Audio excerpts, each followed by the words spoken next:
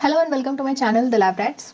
ये nucleic acid का part 6 आने में कुछ ज़्यादा ही लेट हो गया है। अभी तक हमने 5 पार्ट्स देखे हैं न्यूक्लिक एसिड के बारे में, जिसमें हमने उसके बेसिक फंडामेंटल यूनिट से लेकर कितने टाइप्स ऑफ डीएनए होते हैं, डीएनए के स्ट्रक्चर के बारे में, इन सब के बारे में डिटेल में पढ़ लिया है। मुझे ऐसा लगता है कि न्यूक्लिक एसिड का जो लेक्चर सीरीज़ है वो इस पार्ट के बिना इनकम्प्लीट है। लाइक डीएनए पैकेजिंग तो पढ़ना इंपॉर्टेंट है, इट्स अ मस्ट। ठीक है, डीएनए हेलिक्स हम पढ़ लेते हैं, डीएनए के स्ट्रक्चर के बारे में हम लोग पढ़ लेते हैं, बट ये जानना ज़रूरी है कि वो डीएनए हमारे बॉडी में किस फॉर्म में होता है। तो ये हेलिक्स जो है ये एक्चुअल में किसी लिविंग ह्यूमन बीइंग में प्रेजेंट होता है। इसके बारे में आज के वीडियो में हम पढ़ेंगे, जिसका टॉपिक है डीएनए पैकेजिंग। अब जो जीनोम ऑर्गेनाइजेशन है, genome organisation species to species vary करता है, वैसे ही क्रोमोसोम का नंबर ये भी स्पीशीज टू स्पीशीज वेरी करता है। हम यहाँ पे एग्जांपल लेके चलेंगे ह्यूमंस का। ठीक है, अब अगर ह्यूमन बॉडी से कोई भी सेल निकाल लिया जाए जो कि एक diploid non replicated nucleated cell हो, और इस सेल के न्यूक्लियस को देखा जाए जिसमें हमारा जीनोम कंटेंट है, तो हमें अपना पूरा का पूरा जीनोम जो है वो छोटे छोटे छोटे छोटे टुकड़ों में डिवाइडेड मिलेगा, जिन्हें हम कहते हैं क्रोमोसोम। ठीक है, और ये कितने टुकड़ों में डिवाइडेड मिलेगा? 46 क्रोमोसोम्स में डिवाइडेड मिलेगा, यानी कि 23 पेयर ऑफ क्रोमोसोम।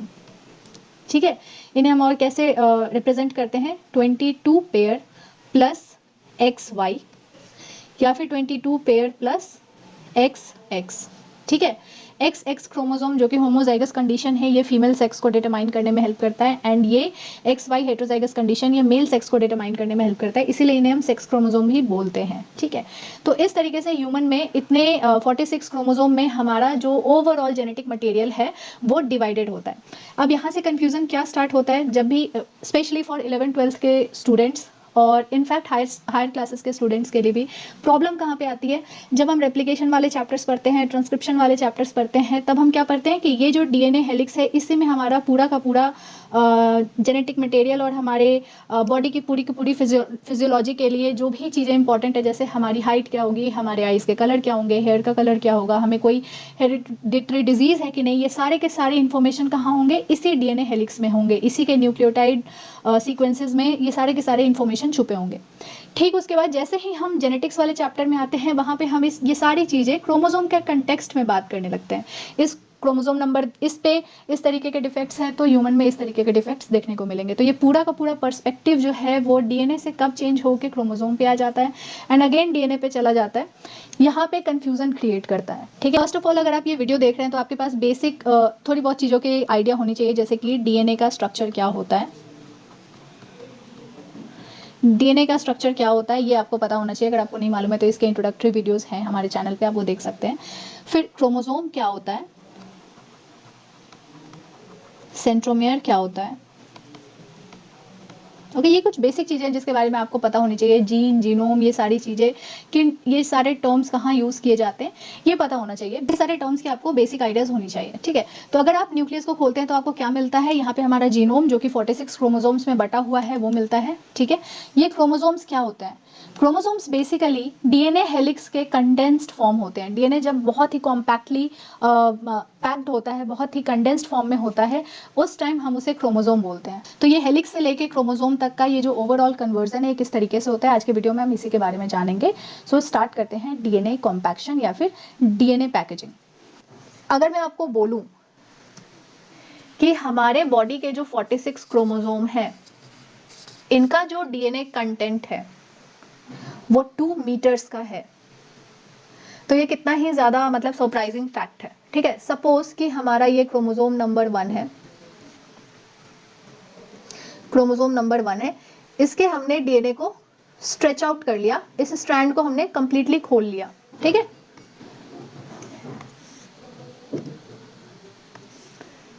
अब ये हमारा क्रोमोसोम नंबर 2 है, इसके भी डीएनए को हमने स्ट्रेच आउट कर लिया। ठीक है, और इस तरीके से हम अपने सारे के सारे क्रोमोसोम यानी टोटल 46 क्रोमोसोम को एक के साइड एक इस तरीके से अगर बिछा ले, तो इसका टोटल जो लेंथ होता है वो होता है 2 मीटर्स। एनसीईआरटी कहती है कि ये 2.2 मीटर का हो जाता है। ठीक है। और इस 2.2 मीटर के मटेरियल को हम कहाँ पैकेज करते हैं, उसे हम पैकेज करते हैं हमारे सेल के न्यूक्लियस में। ठीक है, सेल के न्यूक्लियस में हम इसको पैकेज करते हैं। ये न्यूक्लियस का साइज इतना तो होना चाहिए कि 2 मीटर के किसी भी मटेरियल को ये पैकेज कर सके। अब ये सेल खुद इतना छोटा होता है कि इसे हम माइक्रोस्कोप में देखते हैं, है ना, नेकेड आई से हम एक सिंगल सेल को तो देख भी नहीं सकते हैं। फिर उसके अंदर आने वाले न्यूक्लियस की साइज कितनी छोटी होगी, है ना। न्यूक्लियस की साइज होती है 10 मीटर। न्यूक्लियस की साइज होती है 10 माइक्रोमीटर, इसका डायमीटर होता है। ठीक है, 10 माइक्रोमीटर का मतलब होता है अगर आप 10 मीटर को इस वैल्यू से डिवाइड कर दें, ठीक है, तो ये होता है न्यूक्लियस का डायमीटर। और इतने छोटे से न्यूक्लियस में हमारे 2 मीटर का डीएनए जो होता है वो पैकेज्ड होता है। ठीक है, और यहाँ पे इस न्यूक्लियस में सिर्फ और सिर्फ क्रोमोसोम नहीं है, इसके अलावा बहुत से एंजाइम्स हैं, प्रोटीन्स हैं, इसके अलावा बहुत से ट्रांसक्रिप्शन फैक्टर्स हैं।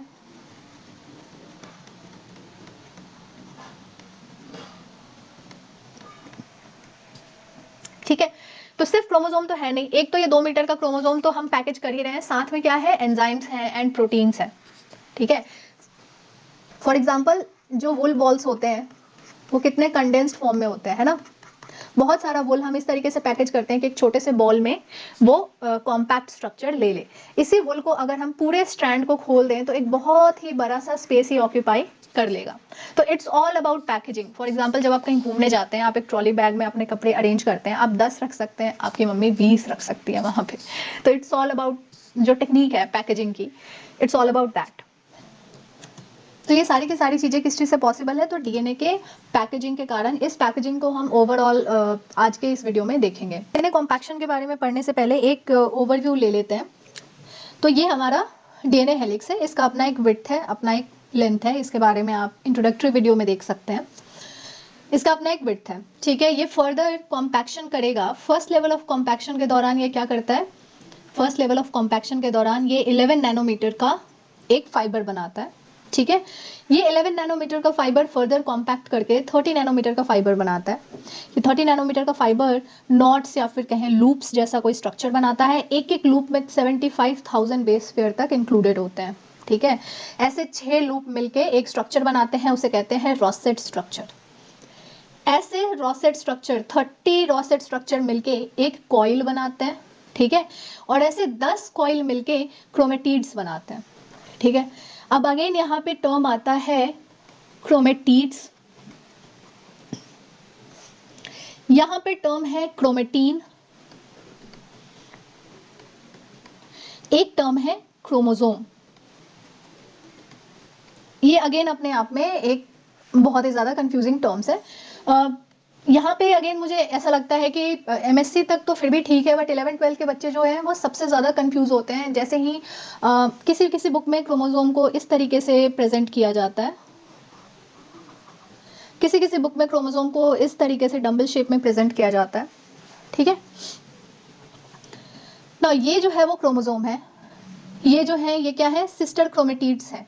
ये कब सिस्टर क्रोमेटिड्स होते हैं, कब क्रोमोसोम फॉर्म में होते हैं, इसके बारे में थोड़ा सा मैं समराइज कर देती हूँ। डीएनए का बहुत ही लीस्ट कंडेंस्ड फॉर्म होता है, सॉरी ये नहीं, डीएनए का बहुत ही लीस्ट कंडेंस्ड फॉर्म होता है chromatin. Chromatin in short D condensed form of DNA होता है, जो कि प्रोटीन के साथ बाइंड होता है, और इसमें मेजॉरिटी प्रोटीन जो होते हैं वो हिस्टोन प्रोटीन्स होते हैं। इस क्रोमेटिन स्ट्रक्चर के बारे में आगे के वीडियो में हम डिस्कस करेंगे। डीएनए का बहुत ही कंडेंस्ड फॉर्म होता है क्रोमोसोम। ये क्रोमोसोम जब डुप्लीकेट होता है तो इस तरीके से आपस में जुड़ा होता है, तब इन्हें हम सिस्टर क्रोमेटिड्स बोलते हैं। सिस्टर क्रोमेटिड्स इसलिए बोलते हैं क्योंकि इनके पेरेंटल स्ट्रैंड्स जो होते हैं ये आपस में कॉम्प्लीमेंट्री रहते हैं। तो इसके बारे में थोड़ा सा देख लेते हैं। मान लो ये है हमारा डीएनए हेलिक्स। अगर इसे रेप्लिकेट करना हो तो इस तरीके से तो होगा नहीं, है ना। थोड़ा बहुत रेप्लिकेशन में हमने पढ़ा है, जब जब रेप्लिकेशन होता है तो डीएनए क्या होता है, स्ट्रैंड ओपन अप होता है, स्ट्रैंड ओपन अप होता है, तब यहाँ पे नया स्ट्रैंड सिंथेसाइज हो सकता है। ये इधर हो चुका है, रेप्लिकेशन हो चुका है, जैसे रेप्लिकेशन होता है डीएनए वापस से हेलिकल फॉर्म में आ जाता है। अब अगर ये इस पे नया स्ट्रैंड सिंथेसाइज हो तो कुछ इस तरीके से होगा, ये इसका नया स्ट्रैंड सिंथेसाइज हो रहा है। सेम इसके कॉम्प्लीमेंट्री पे भी नया स्ट्रैंड सिंथेसाइज होगा।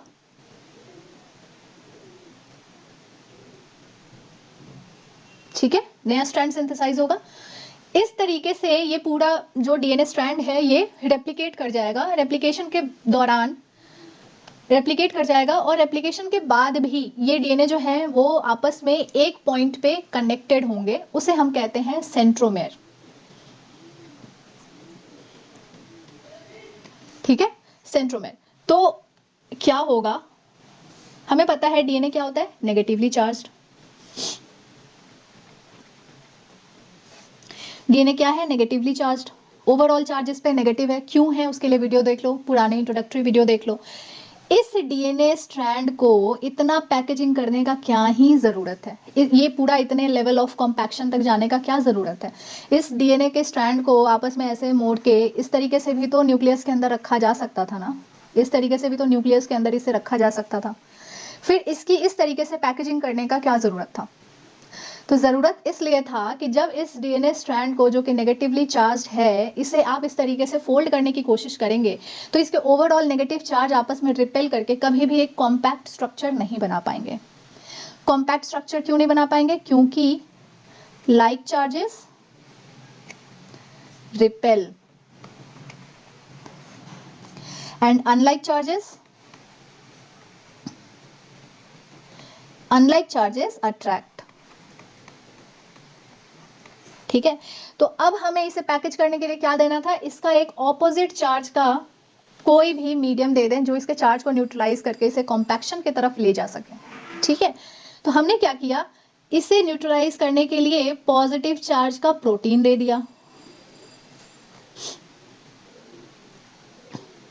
पॉजिटिव चार्ज का प्रोटीन दे दिया। अब क्या था, अब ये डीएनए आराम से इस पॉजिटिवली चार्ज प्रोटीन के चारों तरफ रैप होके अपने आप को कंडेंस कर सकता था। ठीक है, तो ये क्या करेगा, ये आराम से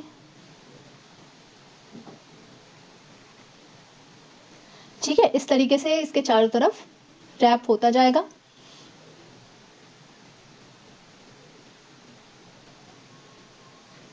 ठीक है, ये पहला लेवल ऑफ कॉम्पैक्शन है। इसके बाद ये फर्दर और भी ज़्यादा कंडेंस्ड स्ट्रक्चर को अटेन करेगा और धीरे धीरे ये क्या करेगा, धीरे धीरे ये करके क्रोमेटिड बनाएगा। ठीक है, क्रोमेटिड बनाएगा। सेम ये भी करेगा, कंडेंस्ड फॉर्म करके धीरे धीरे क्रोमेटिड बना लेगा। अब यहाँ पे मैंने सिर्फ न्यूली सिंथेसाइज्ड वाले कलर से दिखाया, इसका मतलब ये नहीं कि सिर्फ एक स्ट्रैंड हो रहा है। ठीक है, ये हेलिक्स हो रहा है, ये यानी कि इसके साथ साथ इसका पेरेंटल स्ट्रैंड भी जाएगा। यहाँ पे हमने डीएनए हेलिक्स देखा है ना, तो डीएनए हेलिक्स यहाँ पे हो रहा है कॉम्पैक्ट। ठीक है, ये डीएनए हेलिक्स हो रहा है कॉम्पैक्ट, पर ये आपस में कहाँ पे जुड़े रहेंगे, ये आपस में जुड़े रहेंगे सेंट्रोमेयर पे।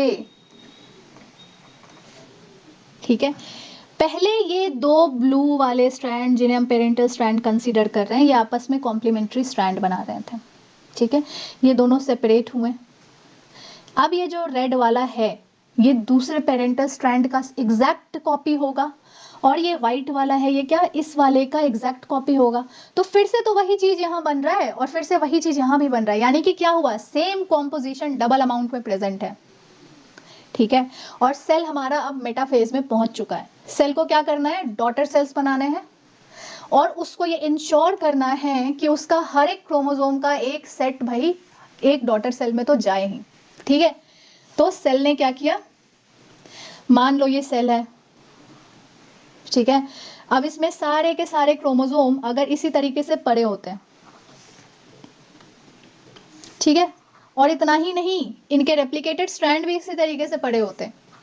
ठीक है, तो ये सेल किस तरीके से इंश्योर करता है कि इसके जो भी दो डॉटर सेल बनने वाले हैं उनमें equal number of equal set of chromosome जाए, मतलब क्रोमोसोम 1 से लेके 23 का पूरा सेट इधर भी हो और 1 से लेके 23 का पूरा सेट इधर भी हो, ठीक है।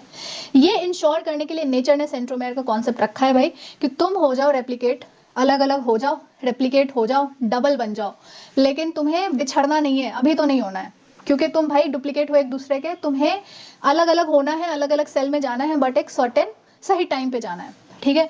तो जब ये क्रोमोसोम हाईली कंडेंस्ड फॉर्म में होते हैं, ये क्या हो गए, ये हो गए क्रोमेटिड्स, क्रोमेटिड्स, ठीक है। ये दोनों आपस में सिस्टर क्रोमेटिड्स हो गए। ये किस तरीके से, एक सेल में ये क्रोमोसोम इस तरीके से मेटाफेज प्लेट पे अरेंज्ड होंगे, ठीक है। ये सिस्टर क्रोमेटिड्स मेटाफेज प्लेट पे अरेंज्ड होंगी और एक एक क्रोमेटिड एक एक पोल पे अटैच्ड होगा, ठीक है। जब ये सेल डिवाइड करेगा तो एक एक सिस्टर क्रोमेटिड एक एक सेल में जाकर इक्वल जेनेटिक कॉम्पोजिशन मेंटेन करेंगी, ठीक है। इसलिए ये वाले स्ट्रक्चर पे आके परेशान तो मत ही होना। यहाँ पे भी देखो सिस्टर क्रोमेटिड्स, जो दो क्रोमेटिड दिखा रहे हैं, यहाँ पे भी ये क्रोमेटिड्स आपस में जुड़े हुए हैं, बट इन्होंने उस तरीके से नहीं दिखाया है ये वाले स्ट्रैंड का सिंथेसिस, इन्होंने एक स्ट्रैंड का सिंथेसिस को दिखाया और बताया कि 2 सिस्टर क्रोमेटिड्स इस तरीके से फाइनल कॉम्पैक्ट स्ट्रक्चर में आती हैं, ठीक है। तो ये ओवरऑल हो गया भाई तुम्हारा कॉम्पैक्शन किस तरीके से होता है, बस एक एक लेवल पे हमें देखना है, ठीक है। डीएनए कॉम्पैक्शन में जो सबसे पहला खोज था वो था न्यूक्लियोसोम मॉडल का, ठीक है। न्यूक्लियोसोम मॉडल को दिया था रॉजर कॉर्नबर्ग ने,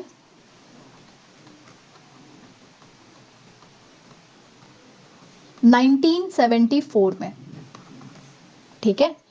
इन्होंने कुछ सीरीज ऑफ एक्सपेरिमेंट करा था। सीरीज ऑफ एक्सपेरिमेंट में उन्होंने क्या देखा कि जब इन्होंने क्रोमेटिन डीएनए लिया, ठीक है, इन्होंने क्रोमेटिन डीएनए लिया, क्रोमेटिन डीएनए को डाइजेस्ट किया। ये वाला फिगर अभी उनके पास नहीं है, ठीक है, ये याद रखना कि ये फिगर अभी भी उनके पास नहीं है, ये तो एक्सपेरिमेंट के बाद उन्हें मिला है, ये फिगर उन्हें कुछ नहीं पता है, ठीक है। इनफैक्ट हमने ये फिगर बनाया ही क्यों है, इसे हटाते हैं पहले, जिस तरीके से उन्हें मिला उस तरीके से देखते हैं। रॉजर कॉर्नबर्ग ने क्या किया, इन्होंने लिया क्रोमेटिन डीएनए,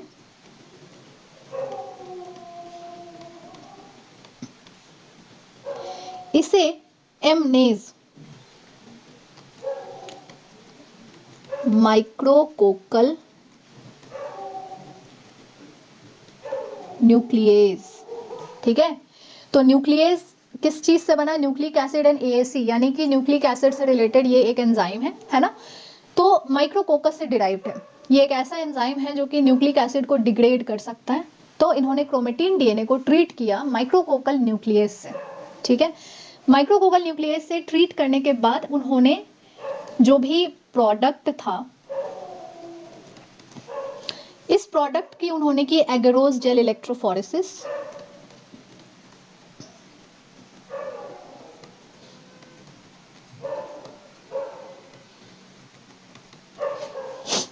ठीक है। एगरोस जेल इलेक्ट्रोफोरेसिस में उन्होंने देखा कि 200 बेस पेयर के मैक्सिमम बैंड्स आ रहे हैं, ठीक है। तो एगरोस जेल इलेक्ट्रोफोरेसिस का कॉन्सेप्ट जिसे जिसे नहीं पता है, तो एगरोस जेल जो होता है वो एगरोस से बना होता है, ठीक है। ये एक जेल लाइक कॉम्पोजिशन होता है, इसमें छोटे छोटे वेल्स क्रिएटेड होते हैं, इस वेल में हम अपना सैंपल इंट्रोड्यूस करते हैं।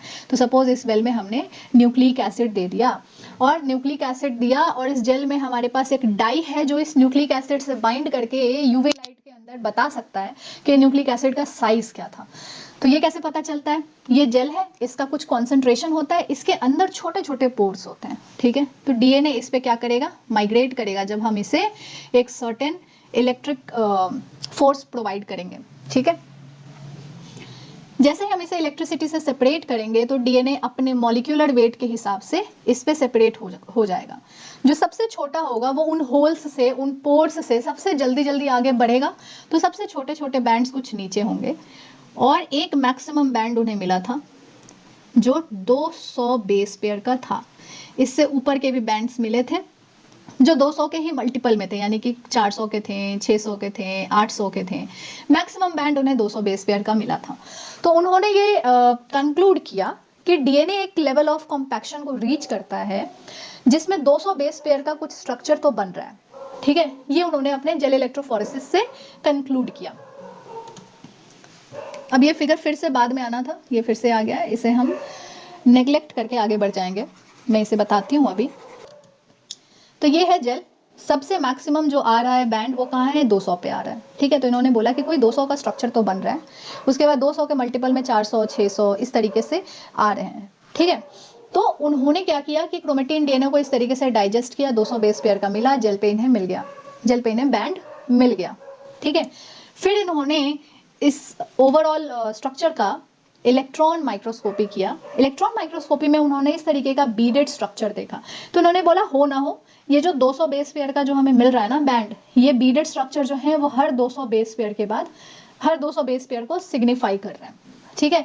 ये हर एक बीड जो है वो 200 200 200 बेस पेयर को सिग्निफाई कर रहा है, ठीक है।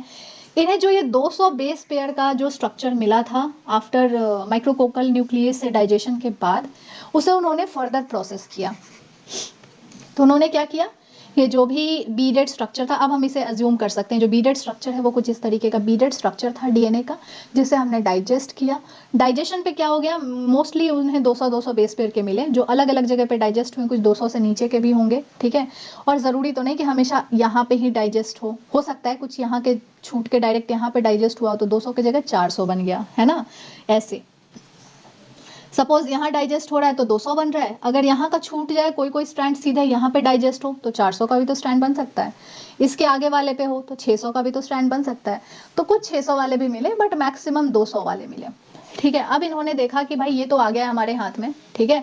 फर्दर इसे और डाइजेस्ट किया तो देखा कि जो 200 थे उनसे भी थोड़े छोटे हो गए, ठीक है। 200 बेस पेयर से भी थोड़े छोटे हो गए, 165 हो गया, 146 हो गया। उसके बाद उन्होंने कितना भी न्यूक्लियस डाला, 146 से वो छोटा नहीं हो पाया। तो उन्होंने बोला ये 146 जो बेस पेयर्स हैं वो किसी तरीके से सिक्योर हैं, किसी तरीके से प्रोटेक्टेड हैं, वो किसी ऐसे चीज के साथ कॉम्प्लेक्स बना के बैठे हैं जो कि जिसके कारण न्यूक्लियस जो है उन पे अटैक नहीं कर पा रहा है, उन्हें डाइजेस्ट नहीं कर पा रहा है। इस ओवरऑल पार्टिकल को स्टडी करने के लिए इन्होंने क्या किया, अगर कोई प्रोटीन होगा हायर सॉल्ट कॉन्सेंट्रेशन में, वो प्रोटीन क्या हो जाएगा, प्रिसिपिटेट आउट हो जाएगा। तो इसमें अब क्या हुआ, डीएनए अलग हो गया, प्रोटीन अलग हो गया।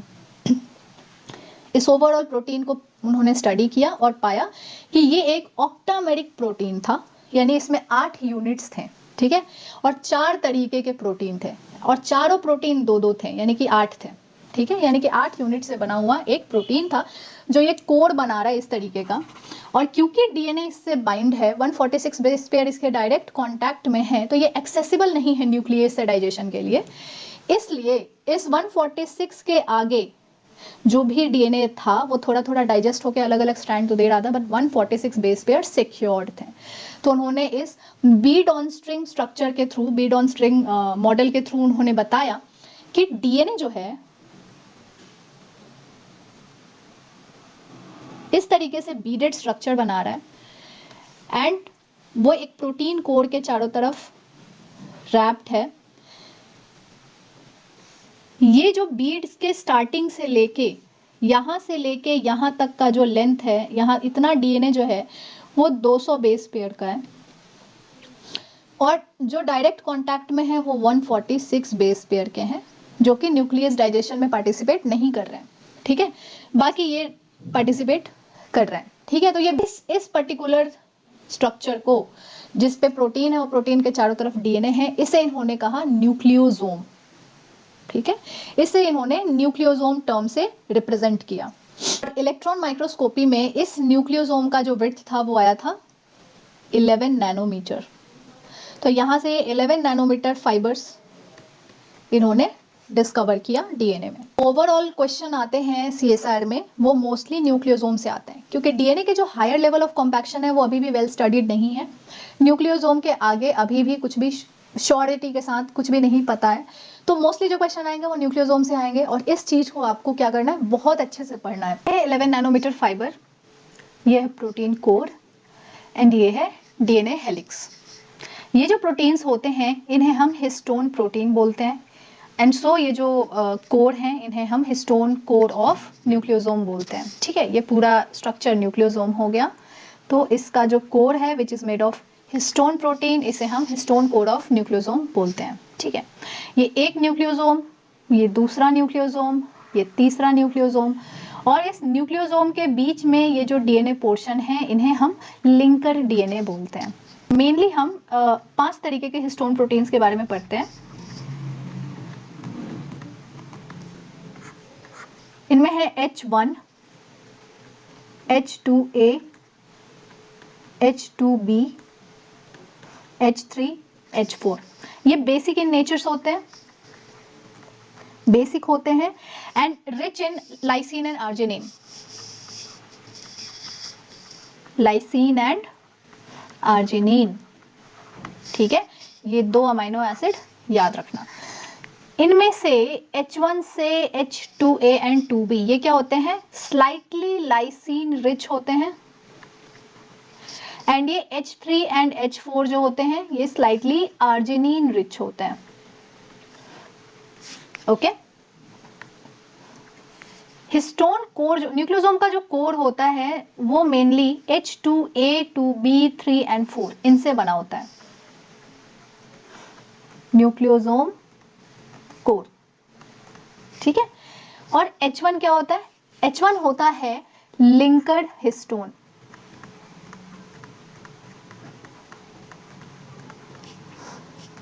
सो बेसिकली ये अगर न्यूक्लियोसोम कोर है जो कि ऑक्टामेरिक है, इसमें 2 H2A, 2 H2B, 2 H3 and 2 H4 है। ठीक है, इसके चारों तरफ होगा डीएनए रैप्ड,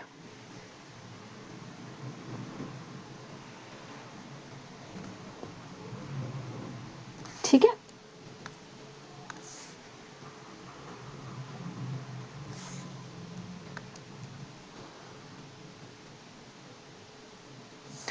एंड यहां होता है एक एडिशनल हिस्टोन, इसे हम बोलते हैं H1।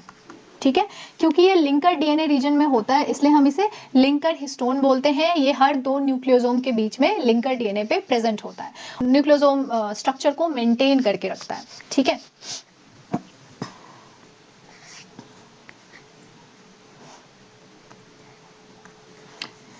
हर एक न्यूक्लियोसोम के स्टार्ट से लेके दूसरे न्यूक्लियोसोम के स्टार्ट तक इस इतने रीजन में ये जो डीएनए है ये कितना होता है, 200 बेस पेयर का। ठीक है, इसमें से हमें पता है जो न्यूक्लियोसोम कोर के पास रैप्ड है ये 146 बेस पेयर के होते हैं। बचे हुए जो डीएनए होते हैं, बचे हुए जो बेस पेयर हैं वो कहाँ हैं, वो लिंकर डीएनए में है। ठीक है, लिंकर डीएनए में है जो कि ऑलमोस्ट 50 to 70 बेस पेयर के होते हैं। बात आती है कि ये न्यूक्लियोसोम कोर कितना बड़ा होता है और इसके चारों तरफ डीएनए रैप्ड है, कितने बार रैप होता है, तो डीएनए जो होता है, DNA wrap around nucleosome core for 1.67 to 1.7 times. ठीक है, कुछ बुक्स में 1.67 बोलते हैं जैसे कि लेनिंजर, ब्रूस एंड एल्बर्ट्स बोलते हैं कि भाई 1.7 टाइम्स होते हैं। ठीक है, तो भाई क्वेश्चन जिस तरीके से आएगा, ऑप्शंस जिस तरीके से होंगे उस हिसाब से मार्क करना। अगर क्वेश्चन में पूछा कि 1.6 टाइम्स होते हैं या 1.7 टाइम्स, तो 1.7, क्योंकि 1.67 को राउंड अप करोगे तो ये 1.7 के आसपास है। ठीक है, अगर पूछा 1.67 या 1.7 या बोथ, तो बोथ लगा देना। ये जो डीएनए की रैपिंग होती है अराउंड न्यूक्लियोसोम कोर, ये होता है लेफ्ट हैंडेड सोलेनॉइड सुपरकॉइल फॉर्म में। 2 टर्म आते हैं, एक होता है न्यूक्लियोसोम, एक होता है क्रोमैटोसोम। ठीक है, क्रोमोसोम नहीं, क्रोमैटोसोम। ये हो गए तुम्हारा न्यूक्लियोसोम कोर और इसके चारों तरफ है तुम्हारा डीएनए। ये जो न्यूक्लियोसोम कोर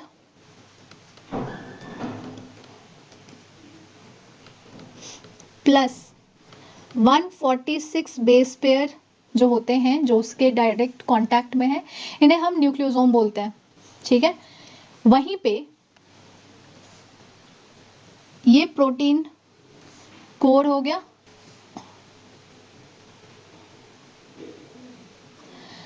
तो ये एक न्यूक्लियोसोम से दूसरे न्यूक्लियोसोम के स्टार्ट होने के जस्ट पहले तक का डीएनए है, ठीक है।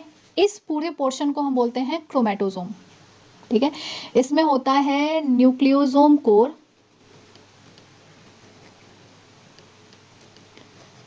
Plus 146 base pair plus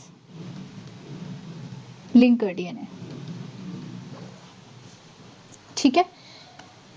nucleosome बनाने के दौरान ये क्या बनाता है, 11 नैनोमीटर फाइबर, और डीएनए क्या होता है, डीएनए 6 फोल्ड उसका लेंथ जो है वो कम हो जाता है, 6 फोल्ड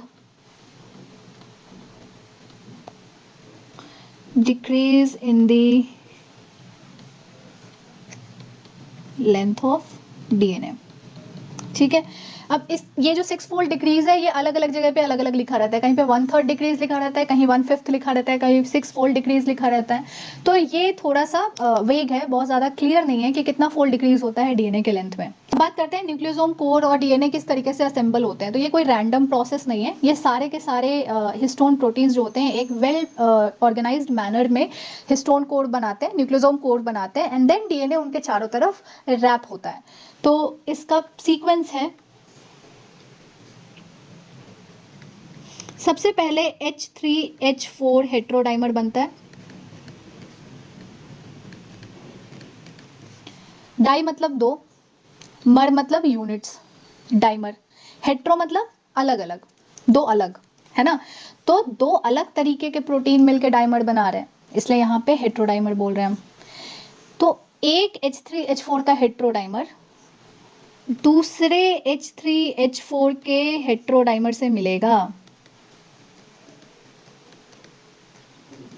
अब यहाँ पे टोटल कितने यूनिट्स हो गए, 4, तो ये क्या बनाएगा, टेट्रामर, ठीक है।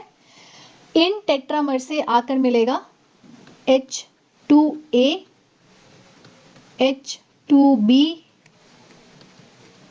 हेट्रोडाइमर,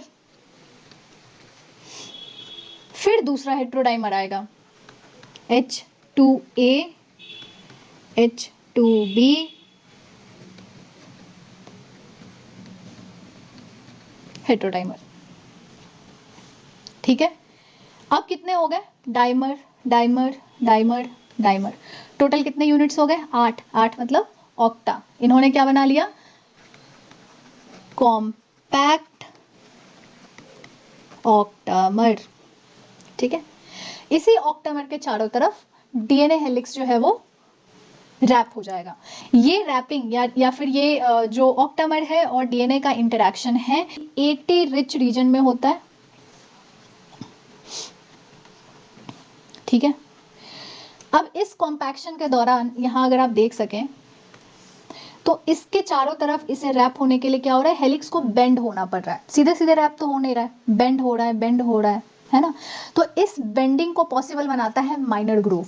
माइनर ग्रूव के जो डाइन्यूक्लियोटाइड्स हैं वो उनका कंप्रेशन पॉसिबल है, तो इस बेंडिंग के दौरान माइनर ग्रूव में कंप्रेशन क्रिएट होता है, जिसके कारण ये बेंडिंग और रैपिंग जो है वो पॉसिबल है।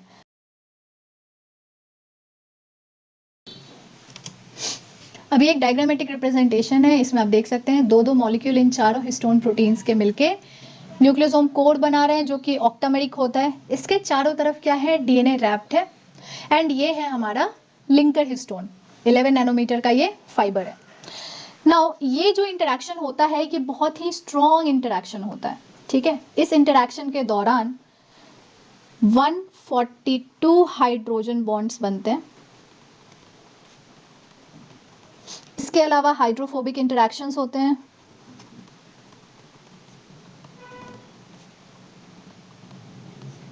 सॉल्ट ब्रिज फॉर्मेशन, ठीक है।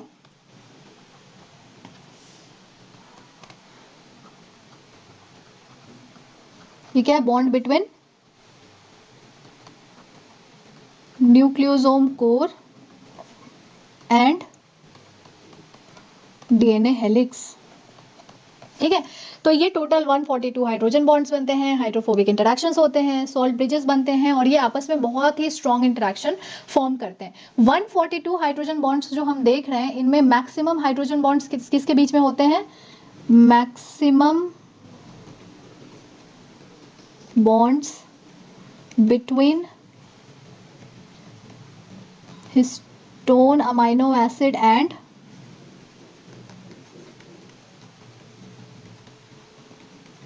Phosphodiester backbone. ये ओवरऑल जो हिस्टोन की असेंबली होती है न्यूक्लियोसोम कोर के फॉर्म में, ये बहुत सारे प्रोटीन्स एंड एंजाइम्स के थ्रू कैरी आउट किए जाते हैं। इन सभी प्रोटीन्स एंड एंजाइम्स को हम बोलते हैं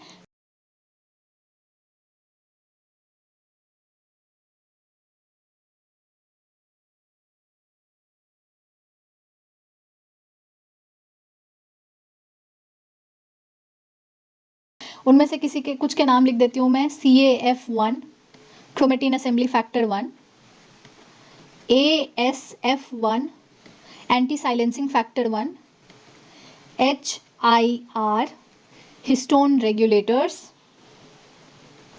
NAP1 न्यूक्लियोसोम असेंबली प्रोटीन 1। ठीक है, तो ये फिर हो गए एसिटाइलेटेड H3, एसिटाइलेटेड H4। इस तरीके से कुछ कुछ प्रोटीन्स हैं जो कि हेल्प करते हैं इस न्यूक्लियोसोम कोर के फॉर्मेशन के लिए। फिर भी हिस्टोन प्रोटीन्स हैं, स्पेशली ये जो 4 हिस्टोन प्रोटीन्स हैं, ये हाईली कंजर्व्ड होते हैं अपने सीक्वेंसेस के मामले में। इसका एक छोटा सा एग्जांपल है कि जो H4 हिस्टोन होता है, इसे आप निकालो, एक्सट्रैक्ट करो पी से, और इसे आप एक्सट्रैक्ट करो काउ से। ये दोनों कितने डाइवर्स स्पीशीज की बात हो रही है, येट इनके हिस्टोन 4 में सिर्फ और सिर्फ 2 अमाइनो एसिड रेजिड्यू का डिफरेंस होता है। ये जो मेन 4 हिस्टोन प्रोटीन्स हैं, 5 हिस्टोन प्रोटीन्स हैं, इसके अलावा कुछ मॉडिफाइड हिस्टोन्स भी यूज होते हैं जो कि क्रोमोसोम के डिफरेंट फंक्शंस में हेल्प करते हैं। फॉर एग्जांपल, अगर हम यूक्रोमेटिन्स की बात करें, यूक्रोमेटिन, ठीक है, यूक्रोमेटिन की अगर हम बात करें तो इस केस में H3 एंड H2A इन दोनों को रिप्लेस कर देता है H3.3 एंड H2AZ। ठीक है, तो इस तरीके के मॉडिफाइड हिस्टोन्स यूज होते हैं जो कि डिफरेंट फंक्शंस में हेल्प करते हैं। अब अगेन एक नया टर्म आ जाता है कि यूक्रोमेटिन क्या होता है। ठीक है, तो ओवरऑल अगर आप जो ये क्रोमेटिन स्ट्रक्चर है, ये कहाँ से कहाँ तक है, एक रेस्टिंग सेल में G0 और किसी भी रेप्लिकेटिंग सेल की अगर बात करें तो G1 से लेके G2 तक। ठीक है, ये क्रोमेटिन स्ट्रक्चर बना रहता है। एम फेज में जाते ही ये कंडेंसेशन वगैरह स्टार्ट हो जाता है। ठीक है, तो जितने भी रेप्लिकेशन मशीनरी है ये इस दौरान तक हो रहे हैं। तो अगर डीएनए बहुत कंडेंस्ड फॉर्म में है तो रेप्लिकेशन कैसे होगा कि यूक्रोमेटिन वो रीजन्स है जहाँ पे ऐसे जीन सीक्वेंसेस होते हैं जो कि ट्रांसक्रिप्शनली एक्टिव होते हैं। तो 2 टर्म है, एक है यूक्रोमेटिन, एक है हेटेरोक्रोमेटिन। ओके, तो जब भी हम क्रोमेटिन की क्रोमोसोम की स्टडी करते हैं, जो भी डेंस पोजीशंस होते हैं जो कि डार्क कलर के स्टेन शो किए जाते हैं, वो होते हैं heterochromatin region. And euchromatin region जो होते हैं वो है आपके जो लूजली पैक्ड हैं, जहाँ पे जिनके जीन जो है एक्सेसिबल है टू ट्रांसक्रिप्शन मशीनरी। क्रोमोसोम की स्टडी के दौरान जो हम स्टेन यूज करते हैं उसका नाम है एसीटोकार्माइन। ठीक है, ये एक ऐसा स्टेन है जो कि प्रोटीन्स को स्टेन कर सकता है। ठीक है, तो अब डीएनए जहाँ जहाँ ज़्यादा होगा वहाँ वहाँ ये न्यूक्लियोसोम ज़्यादा होंगे। न्यूक्लियोसोम जहाँ ज़्यादा होंगे, न्यूक्लियोसोम किस चीज़ से बना है, प्रोटीन से। जितना ज़्यादा डेंस डीएनए जहाँ पे प्रेजेंट होगा वहाँ पे उतना ज़्यादा न्यूक्लियोसोम होगा, उतना ज़्यादा एसिटोकार्माइन का स्टेनिंग होगा। ठीक है, इसके बेसिस पे बताया जाता है कहाँ डेंस डीएनए फॉर्म है, कहाँ लूजली पैक्ड डीएनए फॉर्म है। जो लूजली पैक्ड रीजन्स होते हैं उन्हें हम यूक्रोमेटिन रीजन्स बोलते हैं। regions of chromosome containing transcriptionally active gene, and यहाँ पे transcriptionally inactive gene। ओके, इन्हीं में एक टर्म आता है जिसे हम बोलते हैं पोजीशन इफेक्ट। पोजीशन इफेक्ट में क्या होता है, कोई एक जीन था जिसे प्रेजेंट होना था यूक्रोमेटिन में, उसकी ज़रूरत है, उसके प्रोडक्ट्स की ज़रूरत है। अब गलती से वो हेट्रोक्रोमेटिन रीजन में पैक हो जाए, ठीक है, किसी भी तरीके के म्यूटेशन के कारण अगर वो हेट्रोक्रोमेटिन रीजन में पहुंच जाता है, यानी उसको जहां होना था वहां नहीं है वो, है ना, तो इसे कहते हैं पोजीशन इफेक्ट, जिसके दौरान जीन जो है वो क्या होता है, साइलेंट हो जाता है। काम करना बंद कर देता है। यूक्रोमेटिन, हेट्रोक्रोमेटिन क्या इंश्योर करते हैं, जिस सेल में जिस जीन की ज़रूरत है वो यूक्रोमेटिन में रहेगा, वरना बाकी हेट्रोक्रोमेटिन में रहेंगे। ठीक है, कोई दो तरीके के सेल ले लो, ये ले लो लीवर से एंड ये ले लो किडनी से। ठीक है, कोई लिवर स्पेसिफिक जीन है, लिवर क्रोमोसोम तो वही है, सेम है, सारे ही सेल में जो जेनेटिक कंपोनेंट है वो सेम है, बस क्या होता है जिस जीन की जहाँ पे ज़रूरत है वो वहाँ फंक्शन करता है, जिसके कारण वो पर्टिकुलर सेल का इन्वॉल्वमेंट, जो पर्टिकुलर सेल का फंक्शन है वो डिसाइड होता है। अब कोई लिवर स्पेसिफिक जीन है, वो लिवर में यूक्रोमेटिन रीजन में रहेगा। किडनी में वो क्या होगा, किडनी में क्रोमोसोम का वो वाला पोर्शन साइलेंट होगा, वहाँ पे उस जीन की ज़रूरत नहीं है, वहाँ पे वो हेट्रोक्रोमेटिन रीजन में होगा। ठीक है, तो ऑल्दो हम कहते हैं कि न्यूक्लियोसोम जो है उनकी बाइंडिंग 80 रिच रीजन में होती है। अब डीएनए में 80 रिच रीजन कितने होंगे, है ना, फिर भी ये कोई रैंडम प्रोसेस नहीं है, it is a very well organised process. अगर ये वेल ऑर्गेनाइज्ड प्रोसेस नहीं होते तो ये वाला कॉन्सेप्ट कहाँ जाता। ठीक है, और डीएनए कैसे मैनेज हो पाता, कैसे कॉम्पैक्शन के साथ साथ ये हम इंश्योर कर पाते कि जो ट्रांसक्रिप्शनली एक्टिव जीन है भैया उन्हें अभी भी एक्सेसिबल रखना है हमें। न्यूक्लियोसोम का स्ट्रक्चर है। नेक्स्ट लेवल ऑफ कॉम्पैक्शन जिसकी हम बात करते हैं वो होता है 30 नैनोमीटर फाइबर। ठीक है, 30 नैनोमीटर फाइबर के लिए दो मॉडल हैं, दो तरीके के मॉडल हैं। कुछ तो लोग कहते हैं कि ये जिगजैग वे में पैक्ड होता है, कुछ कहते हैं ये सोलेनॉइड स्ट्रक्चर है, कोई डेफिनेट स्ट्रक्चर नोन नहीं है। जिगजैग स्ट्रक्चर वो ग्रुप ऑफ साइंटिस्ट बोलते हैं जिन्होंने इसकी स्टडी की हुई है एक्सरे क्रिस्टलोग्राफी से। ठीक है, और सोलेनॉइड वो कहते हैं जिन्होंने इसकी स्टडी की हुई है क्रायो इलेक्ट्रॉन से, क्रायो इलेक्ट्रॉन माइक्रोस्कोपी। यहां तक आते आते डीएनए क्या हो जाता है, 100 टाइम्स कॉम्पैक्ट हो जाता है, 100 फोल्ड कॉम्पैक्शन डीएनए का हो जाता है। अब यहाँ पे ये जिगजैग मॉडल ऑफ न्यूक्लियोसोम है और ये टेम इमेज है जहाँ पे आप देख सकते हैं कि जो बीडेड स्ट्रक्चर इतना पतला दिख रहा था वो इस टेम में ये 30 नैनोमीटर के फाइबर किस तरीके से मोटे स्ट्रक्चर बनाते हुए दिख रहे हैं। ठीक है, तो ये हमारा 30 नैनोमीटर का फाइबर। सबसे पहले हमने पढ़ा था बीड ऑन स्ट्रिंग स्ट्रक्चर, या फिर हम बोले 11 नैनोमीटर वाला फाइबर न्यूक्लियोसोम। देन हम आते हैं 30 नैनोमीटर के फाइबर पे। इसके आगे है ये 30 नैनोमीटर के फाइबर ऐसे फोल्ड होके बनाते हैं लूप, और हर एक लूप में कितने हैं 75,000 बेस पेयर्स। ऐसे 6 लूप अरेंज होके 1 रॉसेट स्ट्रक्चर बनाते हैं, और ये अरेंज होते हैं कुछ प्रोटीन्स के चारों तरफ जिन्हें हम बोलते हैं न्यूक्लियर स्कैफोल्ड। ठीक है, ये न्यूक्लियर स्कैफोल्ड बना है जिसके चारों तरफ ये 6 लूप्स जो हैं वो अरेंज होते हैं। ऑल्सो रिपोर्टेड है कि एक लूप में वो सारे जीन जो एक दूसरे से रिलेटेड हैं वो प्रेजेंट होते हैं। फॉर एग्जांपल आप ये एक लूप देख लीजिए, हिस्टोन के जितने भी जीन हैं जो न्यूक्लियोसोम बनाने के लिए रिस्पॉन्सिबल हैं, जितने भी हिस्टोन प्रोटीन, उन सब के जीन एक ही लूप पे प्रेजेंट है क्योंकि आपस में रिलेटेड है, इनका काम एक ही टाइम में आने वाला है ना। तो इस तरीके से जीन का अरेंजमेंट भी है कि जिन सबको साथ में काम करना है वो साथ में अरेंज्ड है, एक बार में स्टार्ट करेंगे, सारे के सारे ट्रांसक्राइब करेंगे, प्रोडक्ट बनाएंगे एंड अपने फंक्शन को परफॉर्म करेंगे।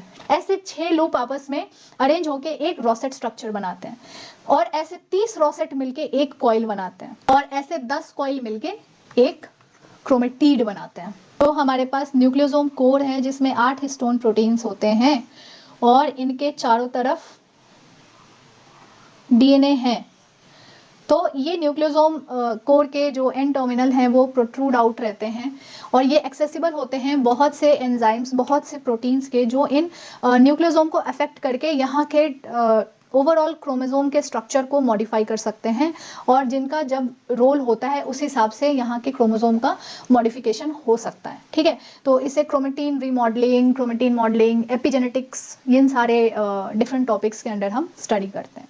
तो ये रहा ओवरऑल डीएनए कॉम्पैक्शन, किस तरीके से एक डीएनए हेलिक्स जो है ये कॉम्पैक्ट होके एक क्रोमेटिड के स्ट्रक्चर तक पहुंच पाता है। आई होप आप सबको ये बहुत अच्छे से क्लियरली समझ में आ गया हो। अगर आपको किसी तरीके का कोई डाउट हो तो आप कमेंट में लिख दो।